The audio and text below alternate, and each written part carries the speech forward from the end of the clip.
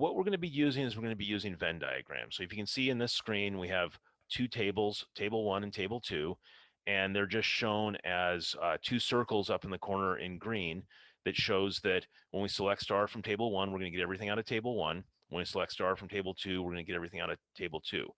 There's no overlap in this example of this Venn diagram between the two tables because they're not connected. And this is a good time to jump over to my sample database right here. And what we've got is I've just created a database called Query Training.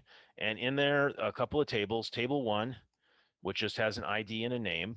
And then it has a foreign key column off to a favorite color table and a favorite food table. And these are not actually foreign keys, and that there's no foreign key relationship there. It's just that the ID from this, it's not an enforced foreign key. It's just simple for the example. Second table is the favorite color table. And then the third table is the favorite food table. And it's kind of not very exciting data, but it's a way to look at some real simple data in a way that we can use it and work on these joins. So all I've done is just recreated the database, created the tables. Now I'm going to fill it in with some information here. Don't need to look at that too much, but what we're going to do is go look at what's in the tables.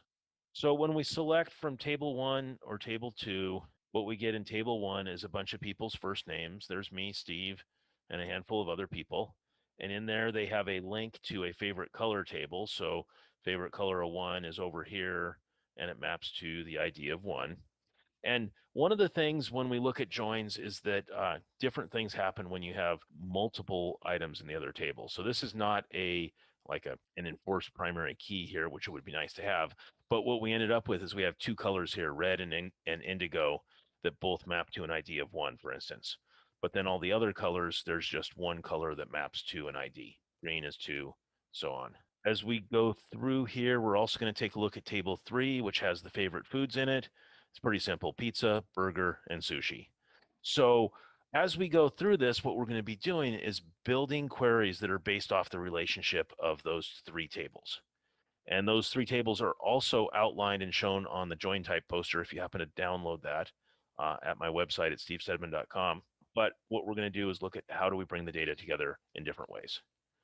So basic select, simple. We're just pulling everything out of a table, or you could filter it to a specific set. Also, just a reminder, you can download the join types poster at stevestedman.com.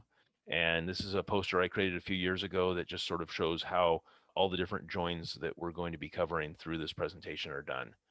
It's handy to print out and keep on your cube wall or near your workspace.